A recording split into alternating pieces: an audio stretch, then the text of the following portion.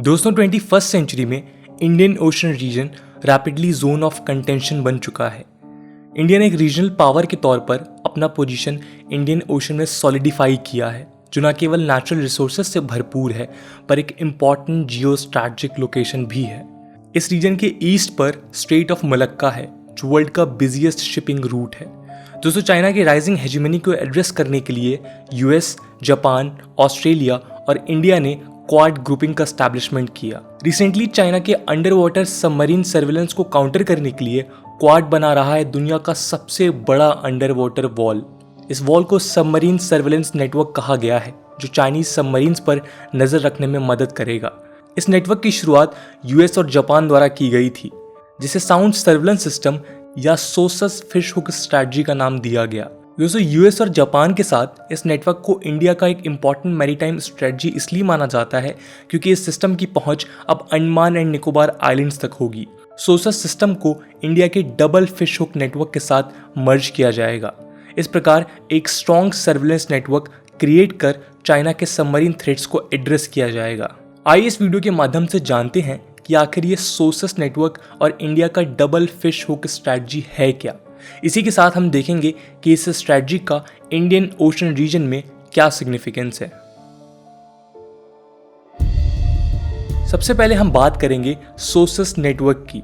सोसस या sound surveillance system एक network है जो हाइड्रोफोन्स डिटेक्टर्स की मदद से फॉरेन ऑब्जेक्ट्स को डिटेक्ट कर सकता है। यहाँ सोनार प्रिंसिपल अप्लाई होता है, यानी डिटेक्टर साउंड वेव प्रोड्यूस करते हैं और जब कोई ऑब्जेक्ट इन वेव्स को डिफ्लेक्ट करता है तो उसका पोजीशन डिटेक्ट किया जा सकता है। ओरिजिनली 1950s में यूएस नेवी ने रशिया के सबमरीन वॉरफेयर को एड्रेस करने के लिए इसको डेवलप किया था, लेकिन अर्ली 2000 में बढ़ते चाइनीज प्रेजेंस को एड्रेस करने के लिए यूएस और जापान ने chain of fixed sensors use कर ईस्ट चाइना सी और साउथ चाइना सी में सबमरीन्स को ट्रैक करना शुरू किया। 2005 में इसे फिश हुक अंडर सी डिफेंस लाइन कहा गया। फिश हुक इसलिए क्योंकि इन डिटेक्टर्स को फिशिंग हुक के शेप में अरेंज किया गया। इस नेटवर्क का जियोग्राफिकल स्ट्रेच जापान के क्यूशू से ओकिनावा और ताइवान तक था। फिर इसे स्ट्रेच किया सेनकाकू आइलैंड्स, फिलीपींस के बेलाबैक आइलैंड्स और फाइनली यहाँ से इंडोनेशिया के लॉमकॉक रीजन तक। रिसेंटली जापान ने अंडर वाटर सेंसर्स द्वारा अंडमान एंड निकोबार आइलैंड के इंदिरा पॉइंट को सुमात्रा आइलैंड के लॉकमॉक रीजन से कनेक्ट किया। इस प्रकार अंडमान सी से जापान तक एक स्ट्रॉन्ग सर्विलेंस नेटवर्क सेटअप किया गया है। एक खास बात यह है कि इस नेटवर्क को एयर बेस्ड रिकॉन्शंस एयरक्राफ्ट से कनेक्ट किया गया है, जो इसे multi tier security architecture provide करती है। इसी के साथ जापान ने चेन्नई पोर्ट ब्लेयर ऑप्टिकल फाइबर को इस नेटवर्क से जोड़ा है। इसके तहत इंफॉर्मेशन इंडिया के national command control and communication intelligence network को प्रोवाइड किया जाएगा। यहाँ से क्वाड कंट्रीज के बीच इंफॉर्मेशन भी शेयर करी जाएंगी। इस प्रकार एक होलिस्टिक नेटवर्क फ्रेमवर्क के तहत चाइनीज इलीगल एक्टिविटीज को ट्रैक किया जा रहा है।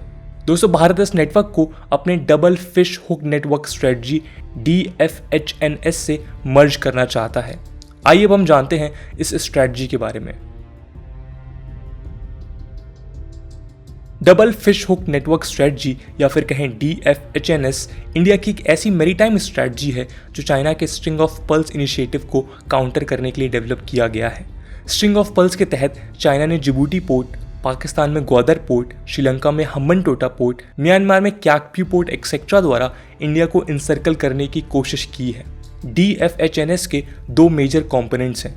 पहला है ईस्टर्न हुक, जो अंडमान एंड निकोबार से इंडोनेशिया के सबांग पोर्ट, ऑस्ट्रेलिया के कोकोस आइलैंड को कनेक्ट करते हुए finally US military base Chagos island के डिएगो गार्सिया में एंड होगा। दूसरा कंपोनेंट है वेस्टर्न हुक, जो ओमान के डुकम पोर्ट से French territory reunion islands Mauritius को कनेक्ट करते हुए डिएगो गार्सिया में एंड करेगा। इस प्रकार दोनों हुक्स का मर्जर डिएगो गार्सिया में किया गया है। इस स्ट्रैटेजी को डेवलप करने के लिए इंडिया ने फॉरेन नेशंस के साथ कई एग्रीमेंट्स किए हैं, जैसे अगस्त 2016 में यूएस के साथ लेमोआ या logistic exchange memorandum of agreement के तहत इंडिया और यूएस एक दूसरे के मिलिट्री बेस और नेवल पोर्ट्स को यूज कर सकते थे। इसी के साथ जून 2020 में ऑस्ट्रेलिया के साथ MLSA mutual logistic support agreement के तहत इंडिया और ऑस्ट्रेलिया एक दूसरे के आइलैंड जैसे अंडमान एंड निकोबार और कोकोस आइलैंड को इंटरचेंजेबली यूज कर सकते थे। इसके अलावा इंडिया को इंडोनेशिया के सबांग पोर्ट में सिविलियन और मिलिट्री फैसिलिटीज डेवलप करने के लिए परमिशन दिया गया है। यहाँ पर फ्रांस ने भी एक्टिवली इन्वॉल्वमेंट दिखाई। उन्होंने मार्च 2020 में इंडिया को इंडियन ओशन कमीशन IOC में ऑब्जर्वर स्टेटस दिलाने में मदद की।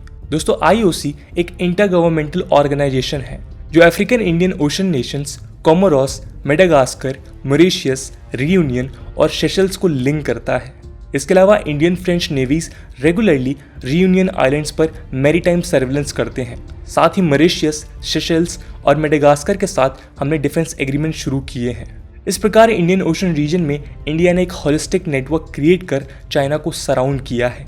इस स्ट्रेटजी के तहत इंडिया ने रीजनल मैरीटाइम पावर के रूप में अपने आप को प्रोजेक्ट किया है। आइए अब हम इस नेटवर्क का सिग्निफिकेंस जान लेते हैं। जापान से लेकर अंडमान सी तक स्ट्रेच किए गए इस नेटवर्क द्वारा चाइना के इलीगल एक्टिविटीज पर नजर रखी जा सकती है और Chinese under water great wall को नलीफाई कर सकते हैं। अंडमान एंड निकोबार से मर्जर के बाद इस रीजन का जियो स्ट्रेटेजिक सिग्निफिकेंस और भी बढ़ जाएगा और हम निकोबार को ट्रांसशिपमेंट पोर्ट के रूप में डेवलप कर सकते हैं। ये नेटवर्क स्ट्रेट ऑफ मलक्का से पास होता है जो वर्ल्ड का बिजिएस्ट शिपिंग रूट है। इस नेटवर्क द्वारा हम अपना ट्रेड सिक्योर कर सकते हैं। इसके अलावा ये नेटवर्क क्वाड नेशंस का फलक्रम बन सकता है। जहां अब तक क्वाड टॉक्स ओरिएंटेड था, अब ये एक्शन ओरिएंटेड बन जाएगा। इंफॉर्मेशन शेयरिंग एग्रीमेंट के तहत high level secrets transparently share किए जा सकेंगे। फाइनली इससे इंडिया की एक्ट ईस्ट पॉलिसी को इम्पीटस मिल सकता है। साउथ ईस्ट कंट्रीज के साथ मैरीटाइम कॉपरेशन द्वारा हम अपने ट्रेड रिलेशंस को भी इम्प्रूव कर सकते हैं और अपना पावर इस रीजन में प्रोजेक्ट कर सकते हैं। इस प्रकार सबमरीन सर्विलेंस नेटवर्क द्वारा जहां इंडिया की कैपेबिलिटी बढ़ेगी, वहीं चाइना को इस नेटवर्क के द्वारा सीमित किया जा सकेगा। वॉर में सबमरीन्स एलिमेंट ऑफ सरप्राइज का काम करते हैं। इस नेटवर्क के जरिए यह भी एलिमिनेट हो सकता है। मैरीटाइम पेट्रोलिंग के लिए हार्पून मिसाइल्स के साथ P-8I एयरक्राफ्ट को अंडमान एंड निकोबार में डिप्लॉय किया गया है, जो फिश हुक सिस्टम की मदद से क्विकली सबमरीन को डिस्ट्रॉय कर सकते हैं। इस पाथ ब्रेकिंग स्ट्रेटजी द्वारा इंडिया चाइना को रेस्ट्रिक्ट कर इंडियन ओशन रीजन में अपना डोमिनेंस दिखा सकता है। दोस्तों, आज के वीडियो के लिए इतना ही। आई होप आपको ये वीडियो पसंद आया होगा और अगर पसंद आया है तो अपने दोस्तों के साथ शेयर करना ना भूलें। हम मिलते हैं अगले वीडियो में, तब तक के लिए जय हिंद, जय भारत।